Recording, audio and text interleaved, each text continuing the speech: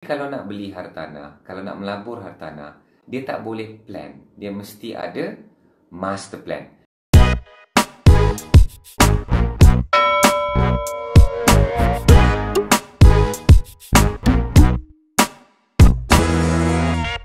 Assalamualaikum, salam perjuangan. Apa khabar sahabat-sahabat semua?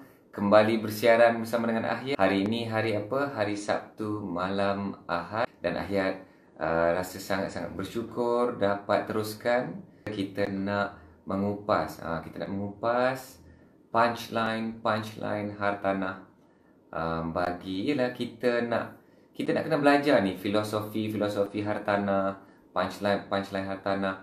Inilah yang boleh dikatakan wow, W-O-W, word of wisdom, word of wisdom. So sahabat-sahabat semua boleh tak type? Kalau anda dapat melihat siaran Ahyat Facebook Live malam ini, boleh tak anda type W-O-W? Maksud W-O-W ni apa ni? Word of wisdom. Okay, so dalam bahasa kita, punchline. Apa khabar sahabat-sahabat semua? Anda berada di mana sekarang ni? Boleh ke anda post, anda type anda berada di mana sekarang ni? Ini malam raya. Okey, malam raya, bukan raya kita, raya sahabat-sahabat kita yang menyambut Chinese New Year. Hari esok lah kan? Betul lah tu. Yang kita tahu ialah hari ni cuti, esok cuti dan dibawa kepada hari Isnin dan hari Selasa. Okey, so sahabat-sahabat semua, malam ini Ahyat nak bercerita tentang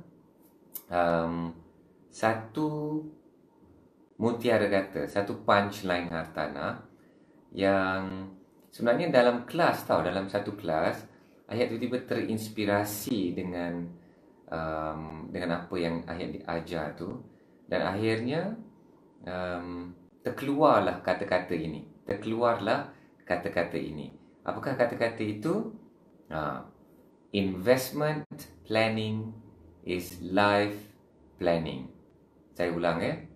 Investment planning is life planning. Maksudnya perancangan untuk pelaburan ialah perancangan kehidupan. Itulah dia dalam bahasa Melayu. Perancangan pelaburan ialah perancangan kehidupan. Nah, kenapa benda ni sangat-sangat penting ialah kerana masalah nombor satu, bukannya kita ni tak tahu nak beli hartanah apa, lokasi kat mana, jenis apa, harga apa. Bukan itu masalah dia. Masalah nombor satu ni selalunya ialah kerana orang tu dia tidak ada planning langsung. Dia tidak ada planning untuk kehidupan dia. Inilah bila orang datang jumpa Ahyat, bila student datang jumpa Ahyat, bila orang datang coaching dengan Ahyat, bila bercerita pasal hartanah. Oh, Ahyat, patut tak saya beli kat lokasi ni? Patut tak saya nak beli jenis hartanah ni? Patut tak saya nak beli harga-harga sekian untuk tujuan ini, untuk exit plan ini, untuk dapat pulangan ini? Dan selalunya memang nombor satu masalahnya bukan kerana tak faham dunia hartanah, bukan kerana dia tak faham macam mana nak buat keputusan hartanah, tapi dia sebenarnya tidak ada perancangan kehidupan. Inilah nombor satu. Dan selalunya bila Ahyat dapat bantu seorang itu, student itu, untuk susun semula perancangan kehidupan dia, life planning dia, selalunya dia sendiri dah tahu macam mana nak buat keputusan untuk membeli atau tak membeli, nak melabur dulu atau tidak melabur dulu dan sebagainya. Inilah dia yang Ahyat nak kongsikan malam ini. Okey, so bagi mereka yang bersama dengan Ahyat malam ini, kalau anda boleh dengar suara Ahyat, kalau anda boleh lihat video Ahyat, boleh tak anda type 1? Tandanya anda ada bersama malam ini. Okey, boleh ke dengar ni? Suara Ahyat okey ke ni? Suara boleh dengar dengan jelas ke? Alright. Okey, so apabila kita bercakap tentang life planning, apa maksud dia life planning? Life planning ni kita merancang untuk kehidupan kita kan. Dan apa maksudnya, apa bezanya antara orang yang ada life plan dengan orang yang tak ada life plan? Apa bezanya orang yang ada perancangan kehidupan dengan orang yang tidak ada perancangan kehidupan? Now, perbezaannya sangat mudah, sangat simple, ya. Orang yang ada life planning ni selalunya dia ada master plan. Master plan apa? Master plan hidup dia. Master plan hartanah. Dan inilah yang ayah ajar selalunya dalam program Mega Pejuang Hartanah, dalam coaching. Ayah akan fokus kepada master plan. Now, ayah kena ingatkan macam ni, ya. Kalau nak makan apa esok, kita boleh plan. Kalau nak ikut jalan mana, nak pergi mana-mana destinasi, kita boleh plan. Kalau nak pakai warna apa raya tahun ini, raya dah dekat dah ni, ya. Bukanlah dekat sangat, tapi orang dah bercerita pasal raya, Kalau nak pakai warna apa, nak balik kampung kat mana, bila nak balik, itu semua boleh plan. Tapi kalau nak beli hartanah, kalau nak melabur hartanah, dia tak boleh plan. Dia mesti ada master plan. So, orang yang ada master plan ialah orang yang ayat anggap dia sudah ada life planning. Dan bila orang itu ada life planning, maka dia ada investment planning yang boleh kita harapkanlah. Yang boleh kita harapkan. Boleh, ya? Kalau anda faham maksudnya, kalau sahabat-sahabat semua dah dapat apa point ayat ni, boleh tak sahabat-sahabat semua type master plan? Type master plan. Now, master plan hidup ni dia sangat-sangat simple sebenarnya.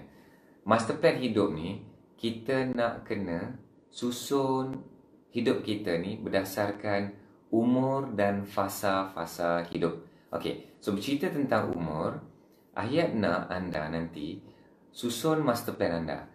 Lukiskan satu garisan bermula umur 20 tahun. Nah, kenapa umur 20 tahun ni ayat tak nak include umur 0 sampai 19 tahun?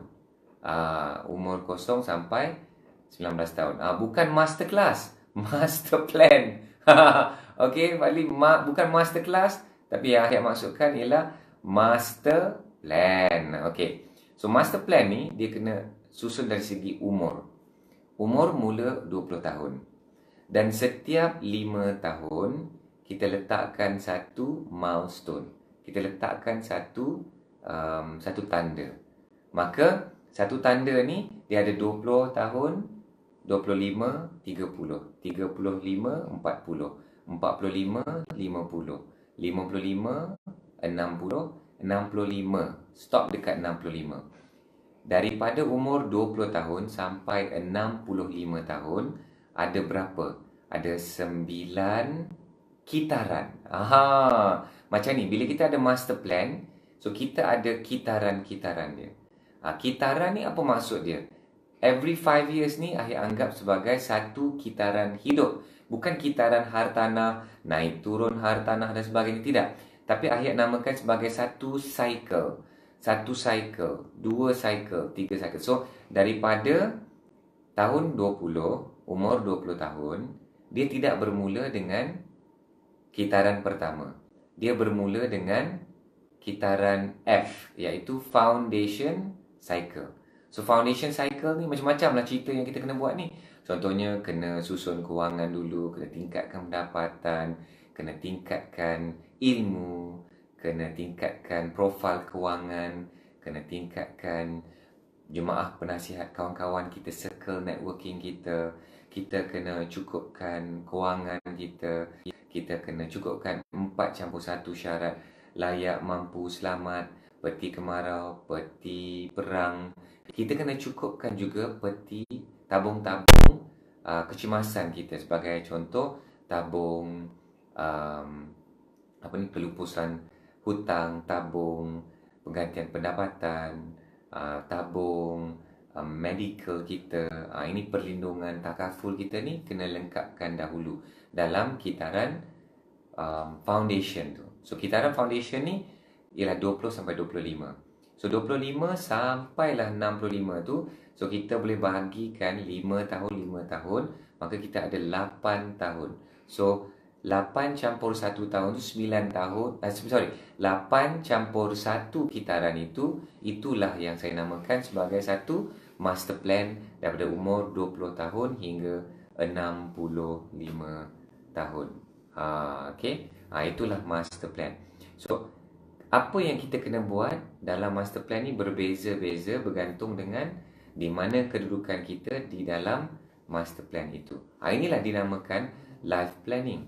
Okey. Satu benda yang penting dalam life planning ialah kita kena ada kejelasan dengan matlamat. Kita kena ada kejelasan tentang matlamat. Matlamat yang kat hujung tu, kita nak capai apa, sahabat-sahabat semua? Dalam master plan kita ni, apakah ending dia? Apakah the ultimate goal? Dan selalunya ramai orang tak boleh nak buat keputusan hartanah kerana dia tidak ada kejelasan tentang apa yang dia nak capai kat hujung tu. Apa yang dia nak, apa matlamat hidup dia. So pada umur 65 tahun, ayat mencadangkan kita nak membayangkan umur kita 65 tahun tu rupanya macam mana. Rupanya macam mana. Mungkin anak kita dah umur 40 tahun. Mungkin macam mana keadaan rumah kita, keadaan kereta kita, lifestyle kita, anak-anak macam mana, travel kita macam mana. Dan selalunya tak ramai orang muda tu berfikir tentang umur 65 tahun. So sahabat-sahabat semua, boleh tak anda tulis dalam ruang chat tentang perkataan clarity? Clarity. Boleh tak anda tulis dalam ruang chat clarity? Now, clarity tentang apa? Clarity tentang the end goal. Dan end goal ini barulah kita boleh susun master plan kita. Barulah kita boleh susun master plan kita. Ramai orang, ni kenyataan dia. Ramai orang tak boleh buat keputusan nak membeli hartanah ni sepanjang master plan dia ni kerana dia pun tak tahu kejelasan tentang the end goal. Clarity on what? Thank you, Fadli. The clarity on the end goal. Clarity on the end goal. So, bila kita ada kejelasan bagaimana rupanya hidup kita ni, kita nak nanti bersara, kita nak ada duit berapa banyak, kita nak ada recurring income berapa banyak. Inilah semua yang kita kena fikirkan. Semua yang kita kena fikirkan sebelum kita nak ada investment planning yang betul-betul mantap. Investment planning yang betul-betul mantap. Kita kena ada life planning yang betul-betul mantap. So, the end goal tu must be very, very clear. Ramai orang tak ada kejelasan itu. Okay. So, tadi dah bercerita tentang umur. Nah, ayat nak bercerita tentang fasa hidup. Fasa hidup. Now, fasa hidup ni ialah dia kalau ikutkan kitaran master plan ni. Kalau ikutkan master plan yang ayat share tadi kan. Fasa pertama ni umur 20 hingga 40 tahun. Fasa 1. Boleh tak anda tulis 1?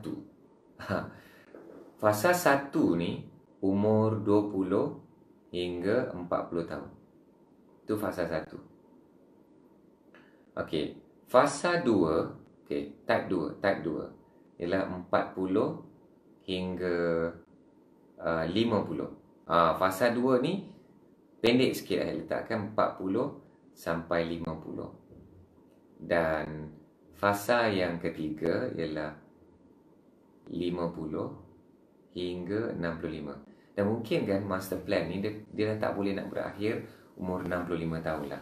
Dia kena berakhir umur 70 tahun sebagai contoh lah. Mungkin 70 tahun, 80 tahun, 90 tahun. Okey, fine. 50 sampai 70 tahun, 50 dan seterusnya. So dalam fasa-fasa yang berbeza, kita ada cabaran yang berbeza. Kita ada tahap income yang berbeza. Kita ada tahap perbelanjaan dan tanggungan yang berbeza. Dan berdasarkan fasa mana kita berada tu, itulah yang akan menentukan strategi apa yang kita nak kena buat. Tindakan apa yang kita nak kena buat. Apa yang kita kena buat dan apa yang kita kena elakkan. Inilah bila kita dah faham investment planning is life planning. Life planning ni kita ada master plan, dan master plan ni kita tahu kita ada umur dan kita ada fasa-fasa tertentu. Dan kalau kita lihat fasa-fasa ni, mari kita kupas pula fasa ni dari sudut pandangan kehidupan kita. So mula-mula mungkin awal-awal 20-an itu kita baru kita masih belajar. Kita masih dalam universiti. Okay, itulah satu fasa, belajar. The next fasa tu kita dah graduate, dah bekerja. Itu fasa yang berbeza. Dan masa itu kita masih single. Kebanyakan orang lah, ada juga yang dah kahwin awal. Tapi pada ketika itu kita single, kita baru kerja. So baru kerja ni single. Okay. Dan the next fasa ketiga ni, next ialah kita berkahwin. Sudah berkahwin ni pun kita nak kenal pasti the investment planning is life planning. So macam mana kita nak plankan untuk benda-benda macam ni? Okay, bila dah kahwin ni, next nombor 4 kita ada anak. Kita dah ada anak. Anak kecil. Nombor 5, anak dah besar. Nombor 6, anak dah kahwin dan nanti kita dapat cucu. Itu dah fasa-fasa yang berbeza kan. Setuju atau setuju sangat, keperluan dalam hidup kita, perbelanjaan kita, pendapatan kita, tanggungan kita tu berbeza-beza ikut fasa-fasa hidup kita ni. Bila kita muda, kita nak kena sedar benda ni dan kita kena rancang benda ni. Ramai orang tak rancang benda ni, sahabat-sahabat semua. Okay, so siapa yang sedang menonton ni, anda dalam fasa mana? Step mana? Step 1 ni masih belajar lagi. Step 2 ni dah graduate, dah kerja, masih single. Step 3 ni dah kahwin. Step 4 ni dah ada anak kecil. Step 5 ni anak dah besar. Step 6 kita dah dapat cucu. Anak kita dah kahwin, kita dapat cucu. So, korang kategori mana? Korang kategori mana? 1, 2, 3, 4, 5 atau 6? Okay.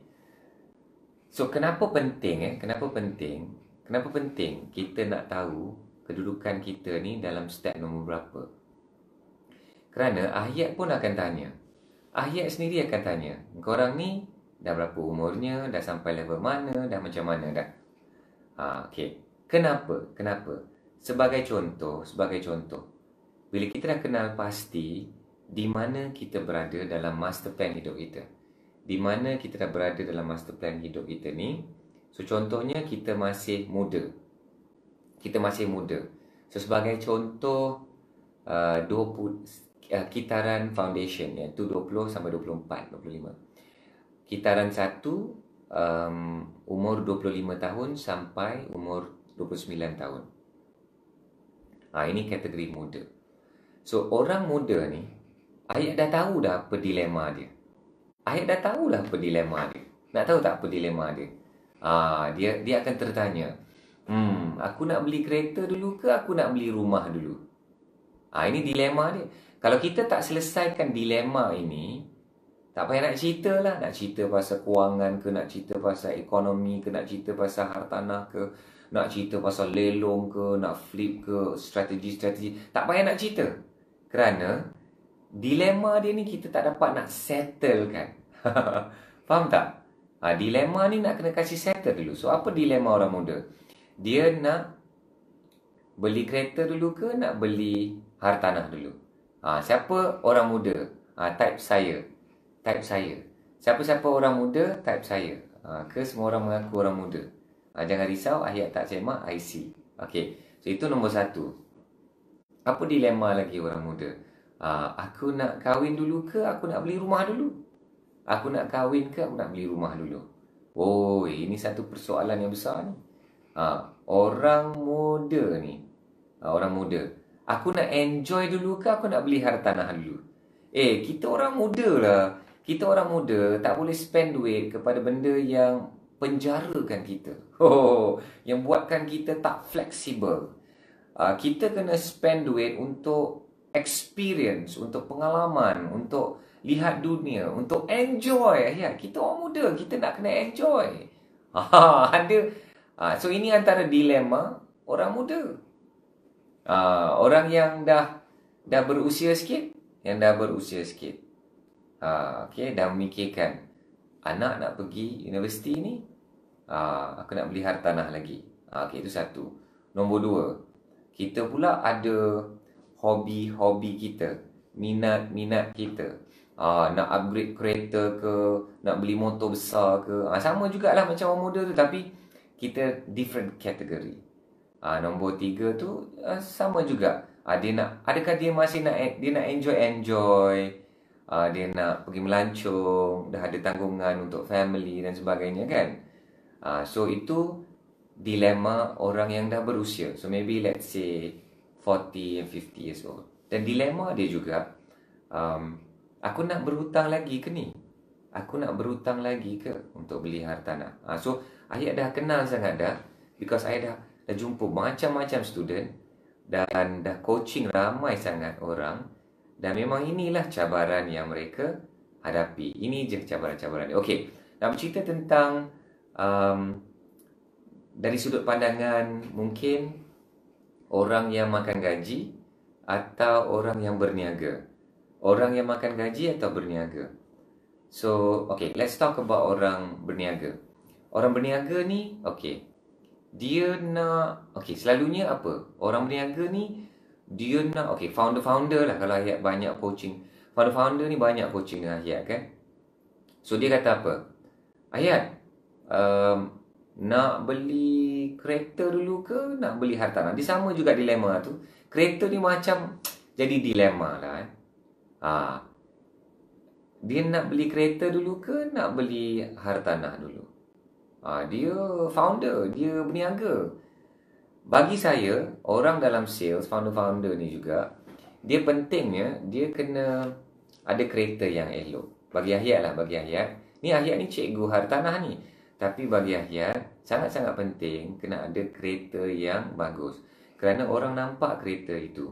Dan bukan kita nak menunjuk-nunjuk, bukan kita nak sombong, bukan kita nak poyo acak-acak. Tetapi kita nak bina credibility, kita nak bina branding. So I think a car is quite important kalau untuk orang-orang berniaga kan. Nanti dia boleh pulun lah. Nanti insyaAllah pulun kau-kau, insyaAllah boleh susun strategi hartanah pula. Ini sebahagian daripada strategi bisnes kan. Nak kereta dulu ke nak hartanah dulu? Okay, fine. Kalau nak beli hartanah, nak beli premis perniagaan dulu ke nak beli rumah dulu? Okay, kalau nak beli juga hartanah ni, mungkin apa dilema dia? Aku nak guna nama sendiri ke nama syarikat, orang-orang berniaga? Okay, ini lagi satu dilema. Aku nak beli cash ke aku nak beli guna pembiayaan? Tak nak berhutang, nak beli cash. Ini ialah lain orangnya, lain cabarannya, lain masalahnya, lain dugaannya. Macam tu lah lebih kurang lah kan. Atau dia nak beli, okay, bila beli rumah kan, tadi premis perniagaan atau rumah. Adakah aku nak beli rumah yang idaman, atau aku nak beli a starter home dulu dan kita work our way up to the dream house nanti? Ini antara dilema-dilema ni. Dan bila kita ada dilema-dilema ini, macam mana nak beli hartanah yang betul? Macam mana nak buat keputusan yang betul? Nampak tak? Kalau nampak, type 9. Okay, type 9. Korang boleh type tak? Type 9. Okay. So satu yang Hayat nak pesan lah, satu Hayat nak pesan. Bagi siapa-siapa yang ada dilema nak melabur dalam hartanah, investment planning is life planning. Life planning means you have a master plan. Dan macam mana nak lawan dilema ni? Macam mana nak menang? Macam mana nak musnahkan semua cabaran-cabaran kita ni? Okey, senang. Kita kena pindahkan segala kekusutan ke atas kertas. Kita nak kena pindahkan kekusutan di atas kertas. Selepas kita dah pindahkan segala dilema itu, kekusutan itu, pindah ke atas kertas, then dia akan jadi apa tuan-tuan dan puan? kita dah boleh berfikir dengan tenang. Ini yang bestnya ada master plan. So bayangkan kita ada master plan tu, kita lukis satu garisan 20, 25, 30, 30, okey, sampai 65, 70. Okay, let's say kita buat 70, 20 sampai 70. Okey. Dan bila kita dah settingkan benda ni, so bila kita dah lukis, kita ada berada di mana sekarang, kat mana kita nak capai sekian, apa yang kita nak ada pada umur 60 tahun dan sebagainya, apa yang kita kena buat sekarang, 5 tahun daripada sekarang, 10 tahun daripada sekarang. So, bila kita dah tulis, dah lukiskan semua itu, nanti semuanya akan nampak mudah, akan jadi jelas. Kejelasan itu datang bila kita tulis, bila kita pindahkan kesusutan itu di atas kertas. Wow. Okay, dan ini related kepada apa yang Ahyat sebut awal tadi. Ramai orang yang datang coaching Ahyat, ramai orang yang belajar hartanah dengan Ahyat, mereka ni susah nak buat keputusan hartanah. Kenapa? Kerana tidak ada life planning. Dan nombor dua, mereka tidak ada kejelasan dengan apa yang mereka nak. Dan kejelasan itu datangnya daripada kita menulis, kita merancang. So dia berpusing-pusing kan ilmu ni yang Ahyat kongsikan hari ni. So investment planning is life planning. Dan sahabat-sahabat semua, kita kena ingat, semua master plan kita ni ada satu je ending dia. Adakah ending itu apabila kita mati? Tuan-tuan dan puan, sahabat-sahabat semua, ending kita bukannya apabila kita meninggal dunia. Itu sebenarnya satu peringkat kecil dalam perjalanan hidup kita menuju ke akhirat. Dan the real planning, sahabat-sahabat semua, investment planning is life planning, is akhirat planning. Ini ending dia. Ending kita tidak ada kejayaan lain selain daripada mendapat syurga Allah yang abadi. Dan kegagalan itu bukan gagalnya kita tak ada hartanah kat dunia, kita tidak cipta kekayaan di dunia. Kegagalan itu, subhanallah, sahabat-sahabat semua, Masya Allah, ini yang sangat-sangat mengerikan, ialah apabila kita miskin di akhirat. Kegagalan itu, kegagalan satu perancangan itu bukan bila kita merempat di dunia, tapi kegagalan itu bila kita, mungkin keluarga kita, anak cucu kita, orang yang kita kenal, merempat di akhirat. Sangat-sangat mengerikan. So itulah sahabat-sahabat semua, the ultimate planning is planning macam mana kita nak berjaya dalam dunia ini, kerana kita nak menuju kepada akhirat yang abadi. Macam mana kita nak menggunakan hartanah sebagai peralatan kita di ladang akhirat ni. Dunia ni kan ladang akhirat, bukan jambatan akhirat. Dia ladang akhirat. Benda ni saya belajar bertalaki, berguru dengan Tan Sri Datuk Dr. Muhammad Daud Bakar. Dia ajar saya, ajar Ahyat hidup. Nak kata jambatan akhirat tu, bolehlah dikatakan macam tu, tapi kurang tepat, di ladang akhirat. Kalau kita tidak usahakan sekarang, tidak ada apa-apa hasil yang kita boleh tuai nanti di akhirat. Inilah pesanan Ahyat, bukan kepada anda, tapi kepada diri Ahyat sendiri. Okey, so adakah anda belajar sesuatu malam ini? Adakah anda belajar sesuatu? Inilah yang Ahyat katakan, salah satu punchline dia, investment planning is life planning. Dan itulah sedikit sebanyak kupasan yang Ahyat boleh berikan tentang investment planning is life planning. So sahabat-sahabat semua, Ahyat harap perkongsian Ahyat ini dapat memberikan manfaat kepada anda semua. Dan Ahyat nak cabar anda, jangan tunggu esok, malam ni. Benda yang kita boleh buat sekarang, kenapa kena tunggu esok? Benda yang kita tangguh-tangguh ni, takut-takut esok takkan tiba. So apa yang kita mampu buat, selagi badan itu mampu nak melakukannya, kita buat terus. Okey, Ahyat cabar sahabat-sahabat semua, Ahyat cabar anda, ambil kertas, lukis satu garisan, buatkan line, buatkan tanda-tanda 20, 25, 30, 35 sampai umur 70 tahun. Dan kita lukis garisan panjang. Okey, aku sekarang ni berumur 30 tahun. Okey, 30 tahun. Aku nak bersara, aku nak bebas kewangan umur 60 tahun, 50 tahun, 40 tahun. Okey, lukis garisan tu. Tengok berapa tahun lagi nak capai. Mungkin kita dah berkahwin, anak dah lahir tak? Anak dah lahir. Lahir tahun berapa? Mereka nak pergi ke sekolah, mereka nak masuk universiti macam mana, mereka nanti nak berkahwin macam mana, bila kita nak beli hartanah pertama macam mana. So kita boleh susun itu. Okey, aku target nak ada 10 biji hartanah. So macam mana?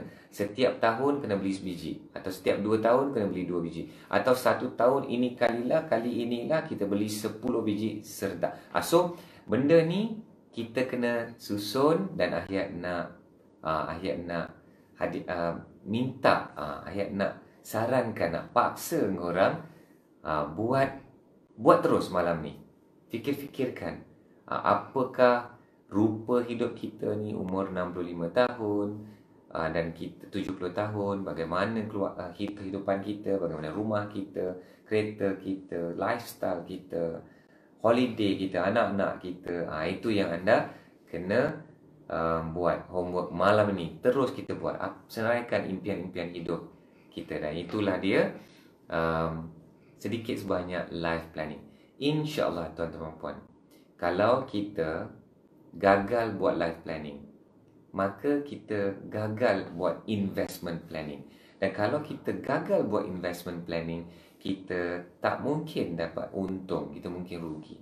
So kalau kita boleh buat investment planning dengan rapi, dengan kemas dan tersusun, dan bila maka kita dah boleh buat investment planning dengan kemas dan tersusun, dan kita akhirnya bolehlah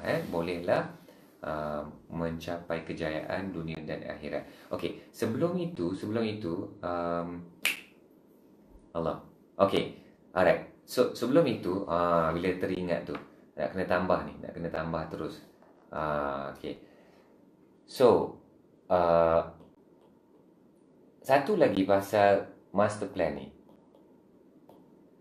Master plan ni, sahabat-sahabat semua, master plan ni dia ada beberapa perkara yang kita kena buat. Okey. Ni kira berbalik kepada master plan. Master plan ni first kita kena buat kita kena susun diri kita. Diri kita. Kita berapa umur kita sekarang, bila kita nak bersara, bila kita nak capai financial freedom, apakah the ultimate goal dan sebagainya. Okey. Dan daripada diri kita kena pergi kepada our immediate family unit. Our family unit. So our family unit ni ialah apa yang saya namakan sebagai pasangan hidup, mungkin isteri atau suami anda, dan anak-anak. Okey, itu the next kita kena rancang untuk family unit. Okey.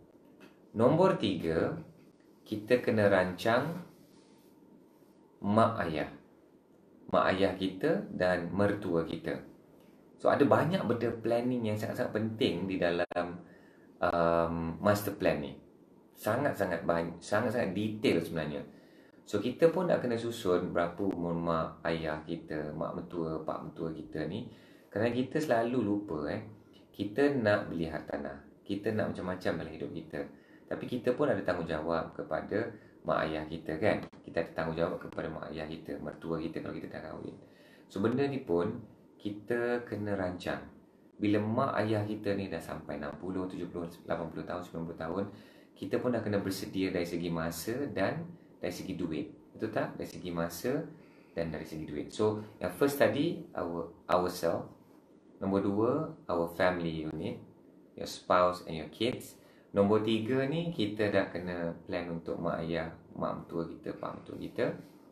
Alright. Nombor 4 ni saya nak anda plankan tentang income. Income planning pun is very very important planning. Income planning. Income lah Lepas tu kalau orang yang ada hartanah, dia punya current portfolio. Nombor 5, current portfolio. Apa hartanah-hartanah dia ada, dan kita kena lukiskan garisan itu untuk menunjukkan ke mana dia ada berada sekarang. Okey. Dan nombor 6 ialah your next action, your next plan. So mungkin sekarang ni kita ada 3 hartanah. So next action kita nak hit 9 lagi. Nak hit jadi 10 hartanah. So kita perlu beli 7 lagi dalam 7 tahun sebagai contoh. So macam mana kita nak susun tu master plan tu, setiap tiap tahun kita membeli hartanah. Itulah dia Ahyat dah kongsikan dengan anda apa itu master plan. Master plan itu bermaksud kita ada life plan. Life plan itu barulah kita boleh buat investment plan. Dan kenapa kita buat semua ini? Kerana kita nak plan untuk jadi kaya dan berjaya dunia dan akhirat. Okey, so begitulah sedikit sebanyak perkongsian Ahyat malam ini. Ahyat harap anda dapat belajar sesuatu. Dan esok malam kita akan teruskan. Esok malam Ahyat nak kongsikan satu lagi punchline atau apa yang dinamakan sebagai wow, word of wisdom. Daripada kata-kata yang simple macam ni. Semalam Ahyat kata apa? Investigate before you invest. Kita nak kena siasat sebelum kita menabur. So cari sharing Ahyat semalam. Okey. Dan nombor 2, kita ada macam-macam kan. Kita ada hari ini kita bercerita tentang investment planning for investment planning is life planning. Alright. So begitulah berakhirnya sesi Ahyat malam ini, sehingga kita bertemu lagi dalam sesi-sesi akan datang. Assalamualaikum warahmatullahi wabarakatuh. Selamat berjuang. Bye-bye.